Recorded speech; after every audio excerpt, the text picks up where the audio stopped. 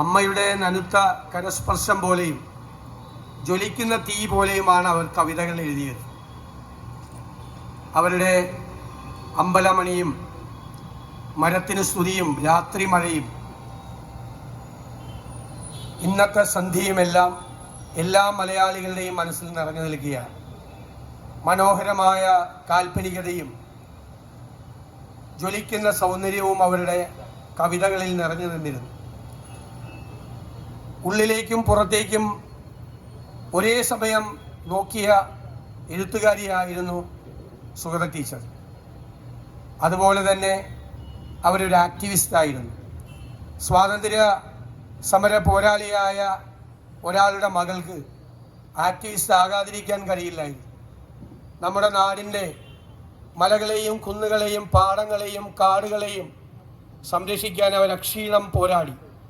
Silent Valley സംരക്ഷിക്കാൻ വേണ്ടി നടത്തിയ ഉജ്ജ്വലമായ പോരാട്ടം കേരളത്തെ പ്രകൃതി സംരക്ഷണത്തിന് വേണ്ടിയിട്ടുള്ള പോരാട്ടത്തിൽ ഏറ്റവും സുപ്രധാനമായി അടയാളപ്പെടുത്തിയിട്ടുള്ള ചരിത്രമാണ്. ഈ മലകളും കുന്നുകളും കാടുകളും പാടങ്ങളുടെയും എല്ലാം കാവലാളായാണ് അവർ മാറിയത്. ഇന്ന് ഓക്കിയും പ്രളയവും തീരശോഷണവും എല്ലാം വരുമ്പോൾ എത്ര നാൾ മുമ്പേ, കാലത്തിന് മുമ്പേ നടന്ന ആളായിരുന്നു സുഗതകുമാരി ടീച്ചർ എന്ന് നമ്മളെ അതെല്ലാം ഓർമ്മപ്പെടുത്തുകയാണ്. കോൺഗ്രസിനെ സംബന്ധിച്ചിടത്തോളം നമ്മളെ ചിലപ്പോൾ ശാസിച്ചും വഴികാട്ടിയായും എപ്പോഴും കോൺഗ്രസിനോടൊപ്പം ടീച്ചർ ചേർന്ന് നിന്നിരുന്നു എന്ന് ഞങ്ങൾ നന്ദിപൂർവ്വം ഈ അവസരത്തിൽ സ്മരിക്കുന്നു. മാനസിക ആരോഗ്യമുള്ളവരോട് അവർ കാണിച്ച കരുണ, കേരളത്തിൽ ജയിലുകൾ പോലെ അടച്ചു കിടന്നിരുന്ന കേരളത്തിലെ മാനസിക ആരോഗ്യ കേന്ദ്രങ്ങളിലേക്ക് പൊതുശ്രദ്ധ കൊണ്ടുപോയത് ടീച്ചറാണ്. അഭയയും അത്താണിയും അഭയബാലയും എല്ലാം അവർ സ്ഥാപിച്ച സ്ഥാപനങ്ങളാണ്.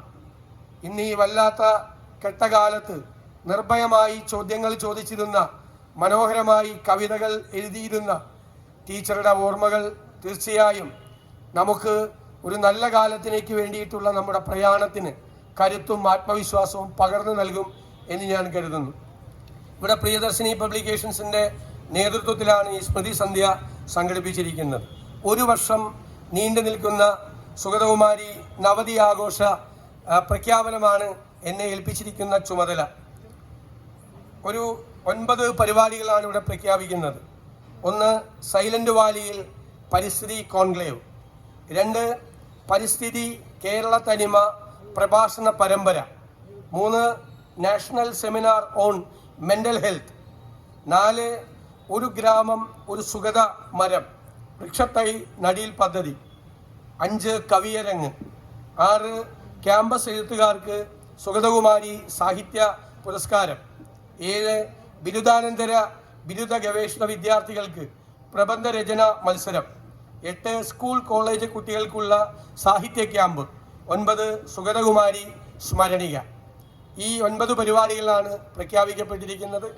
അതിന് നേതൃത്വം നൽകുന്ന പ്രിയദർശിനി പബ്ലിക്കേഷൻ്റെ പനകുളം മധുവിനെയും സഹപ്രവർത്തകരെയും ഞാൻ ഈ കാര്യത്തിൽ പ്രത്യേകമായി അഭിനന്ദിക്കുന്നു. ഒരു വാക്കുകൂടി പറഞ്ഞ് അവസാനിപ്പിക്കും. ടീച്ചർക്ക് ഒരു ഉചിതമായ സ്മാരകം ഈ തലസ്ഥാന നഗരിയിൽ ഉണ്ടാകണം എന്നെല്ലാവരും ആഗ്രഹിക്കുന്നു. ശ്രീ തോമസ് ഐസക് ബജറ്റിൽ ഒരു 2 കോടി രൂപ മാറ്റിവെച്ചിട്ടുണ്ട്. ഉചിതമായ സ്മാരകമുണ്ടാകും എന്നാണ് കരുതുന്നത്. തിരുവനന്തപുരം നഗരസഭ ബേക്കൽ ജംഗ്ഷൻ മുതൽ നന്ദാവനം വരെയുള്ള റോഡിന് സുഗതകുമാരി വീതി എന്ന് നാമകരണം ചെയ്യണം എന്ന് അഭ്യർത്ഥിച്ചിട്ടുണ്ട്. പൊതുമരാമത്ത് വകുപ്പ് അത് കേൾക്കും എന്ന് ഞാൻ കരുതുന്നു. കൃഷിമന്ത്രിയായിരുന്ന VS സുനിൽകുമാർ സുഗത സ്മൃതി വനങ്ങൾ പ്രഖ്യാപിച്ചിട്ടുണ്ട്. ഇന്നത്തെ കൃഷിമന്ത്രി ശ്രീ പ്രസാദ് അത് മറക്കില്ല എന്നെനിക്ക് ഉറപ്പുണ്ട്. അതുപോലെ കാര്യവട്ടത്ത് ഒരു യൂണിവേഴ്സിറ്റിയിൽ ഒരു സ്ഥലം പ്രത്യേകമായി നൽകിയിട്ടുണ്ട് ഉന്നത വിദ്യാഭ്യാസ വകുപ്പ്. അവിടെയും ഉചിതമായ ഒരു സ്മാരകമുണ്ടാക്കാൻ ശ്രമിക്കും എന്ന് ഞാൻ കരുതുന്നു. ഞാൻ ദീർഘമായി സംസാരിക്കുന്നില്ല.